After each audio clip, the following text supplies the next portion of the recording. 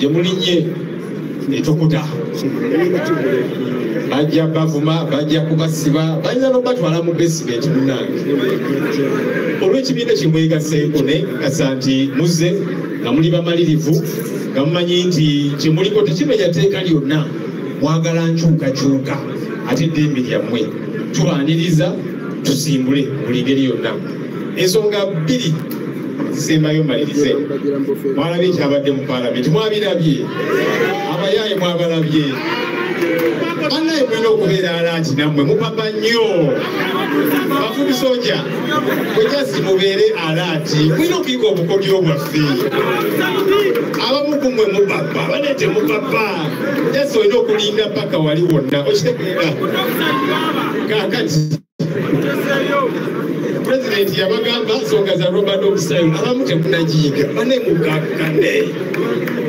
kuba ndalabye abamu ate kakati ate gye baddidde kimwabadde mutegeeza kakati tukakkane just tubeere alert amateeka abiri agayizibwa lunaku lw'eggulo fege tutakkaanya nago teeka eryasoose political parties amendment bill kabagamba nti kakati mwaba NUP tujja baka akalwa mpaka mujja tula ne Mwai Museveni munyamuko kacyayi muwayeemu ku nsonga ez'enjawulo netugamba bannange negotiations n'ebirala dialogue tebiza kuba bya mpaka naye Mwai Museveni aludde ebbanga nga ayagala ka selfie ne pulezidenti waffe Kyagulanyi Ssentamu kakati Kyagulanyi ono yagala na iPod kambiteke muteeka ajje njagala kifaananyi naye twekubise selfie wali kyovudoola babitadde muteeka birina kuba byampaka tekisoboka tuwagamba bannaffe bano ffe nga tuganya okwegatta ku iPod tugamba nti Mwai Museveni iPod agikozesa okulaga ensi yonna nti ze ne mukulembeze mulungi abanvuganya ntula nabo netunyamuko kacyayi netwekubisa ebifaananyi naye olufuluma temugenze Arua mugenze Mbale mugenze Mbalala okuba olukuŋŋaana tiyagaasi kubakubakuba n'ebirala kati wetwogerera lunaku lwa leero aba SFC bali wano wabweru basazeeko dda mu bungi ate nga tuli kibiina ekiwandiike naye bagamba nti mujje tuteese tukole dialogue etya abantu baffe abayitirivu abamaze emyaka n'ebizibu bakomera bamacete bakalanzi baani bagenda myaka 5 bali eyo mu nkobyo tewali musango ogwabasemuvi obujulizi kubanga tebuliiyo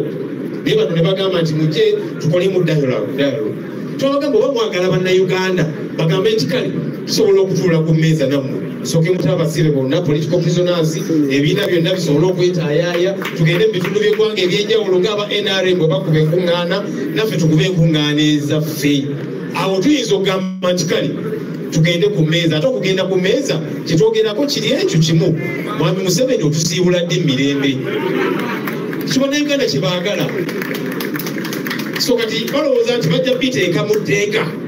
batukake ekyo tekijja kubeerawo National Consultative Forum gye babadde boogerako eri mu mateeka olwedde tuli bammemba ba National Consultative Forum era etteeka ligamba nti ekibiina ekiri mu bukulembeze kyekironda chairperson ekibiina ky'opposition ekisinga ababaka kyekironda vice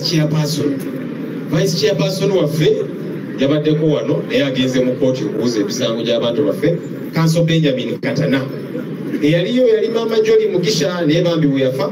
ne tuteekayo Kanso Benjamin Katana era gye bali eyo bakubiriza ensonga ez'enjawulo so kakati bano etteeka lye babadde bayisa oba oli awo nga be bakola tebabitegeera iPod just baagala kugiyingiza muko wali bwemere department mu National Consultative Forum tewali nteeseganya ya namaddala egenda kubeerawo nga bannayuganda bagyetabyemu nga fe ababakiikirira ng'abakulembeze baabwe ng'abantu bakyali mu makomera nga tewali freedom ng'ebibiina tebirina ddembe okwetaayaaya obanga enteeseganya eyo teri ku nsonga ya Mwami Museveni tumusiibula ddi mirembe kubanga ffe twagala kikola mirembe naye yalinga agamba nti nja kuwaliriza empaka so etteeka eryo kyamu etteeka eryokubiri erya UPDF amendment bill tuze tubyogerako nga mbiraba bagamba nti newankubadde kkooti ensukkulumu yasalawo nti abantu ba bulijjo tebalina twalibwa mu kkooti ezo ez'amagye tujja batwalayo kati tukole mu tteeka ekyo kimenya ssemateeka akawairo 92 akagamba nti oyinza kukola tteeka erigezaako okumenyaawo kkooti ekyo kyebeesazeewo tekisoboka bannaffe bakikoze netugamba consultations zirina okukolebwa etteeka ligamba nti akakiiko kaweebwa ennaku 45 okwebuuza ku bantu ab'enjawulo bokole ku etteeka ng'olikolera abantu abo balina okuwa endowooza zaabwe mu nnaku 45 bo bakikolera mu ssaawa busaawa nga bayita supiidi baluwa netuka ssaawa 2 mujje ssaawa 3 ate nga tetusukka lwaleero ekyo kikyamu era tekitwogerako mu paalamenti ababadde bagamba nti kaakati ababaka ba paalamenti sanyonyire banno mufulumye ensonga zammwe temusaddeeko ku hansard ani yabagambye nti tizagenzeeko kubanga tandikidde wali neziramu nebajjukiza nemugamba sipiika kino kiwakola kikyamu tewabudde bumala okufuna consultations ez'enjawulo netuyogera byonna netubiteeka ku hansard bwe tuti ne bawaliriza empaka tugamba kasita tubitadde ku hansard kati bano abamenyi b'amateeka tetugenda bawerekera mumenyimu w'amateeka fe ne tufuluma ne tutema ne bayisa etteeka lyabwe obumenyi bw'amateeka kyavudde olaba twagambye nga tugenda kuddayo eri kooti tugambe nti kooti mwe mwasalawo kino era bannayuganda bakisanyukira nemusalawo nti abantu babulijjo tebalina twalibwa mu kooti ez'amagye kakati kooti mugenda kutunula butunuzi ekintu kyemwasalawo kooti ensukkulumu kyeyasalawo nga paalamenti egezaako kimenyaako kimugezaako tegeeza ekyo kyetugenda okubuuza kooti yensonga etutwala mu kooti nga kooti naye twagala tugisomooze yerwaneko ekiro ekyomenyi w'amateeka bannaffe kye baakoze akakiiko bannaffe babadde batudde mu komiti era abamu balaba wano ne babudala kiwanuka Honorable Nambooze ne bamemba baffe abalala bali mu kakiiko ako bano aba NRM ne bavaayo bwe bagenza entebe okusinkana mwami Museveni nga ripooti tennaggwa ne bagamba tukomawo bannaffe bano ne babalindirira paka kiro paka ku makya tebazzeeyo kukola ripooti babayise bali ku makya nti ujja wano ku paalamenti ripooti eriredde tutekeeko emikono eyo ripooti yavuddewa ebyo byonna tugenda bikirenjinga mu mateeka naye kyetusaba bannayuganda ffenna buli omu n'olulinga lubimbi buli omu akwate enkumbi afune wakabala ebintu bino temubirekera pulezidenti waffe temubirekera ababaka ba paalamenti wabakulembeze ffenna kitukwatako ffenna ate nammwe abawagira NRM obuliawo kibakwatako nannyo kubanga muyinza okulowooza mulimu NRM etteeka terijja kubakusa mubuze kale Kayihura yali aliisa olugezigezi wa Uganda bamukwata ne bamutwala mu kooti y'amagye n'abeereyo okumala ennaku eziwerera ddala mujjukire General Tumukunde bwe yali mu nsiko mbaleeta Museveni wa naye bamutwala mu kooti mansion n'abalala kati bano ababaka ba NRM abeeyisa nga abatalina magezi ate ng'abamu bagalina beegendereze etteeka lino bajja bakuba jeeke bajjukire ebigambo bituze twogera very briefly in English kubanga namawulire munange Zambali yangamba ennaku zino asinga tegera luzungu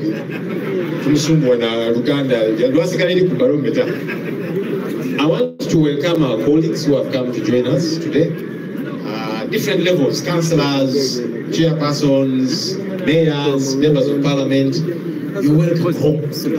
And specifically for the members of parliament, because those we have been working together all this while, the 7 who have joined us today. In fact, for a long time, some people thought they belonged to NUP, even when they had not crossed, because the transfer window had not started yet. But now that the transfer window is open, that's how they are free to come and get their membership cards of the party. We want to welcome you. Thank you for serving. They have been diligent. They have been faithful regarding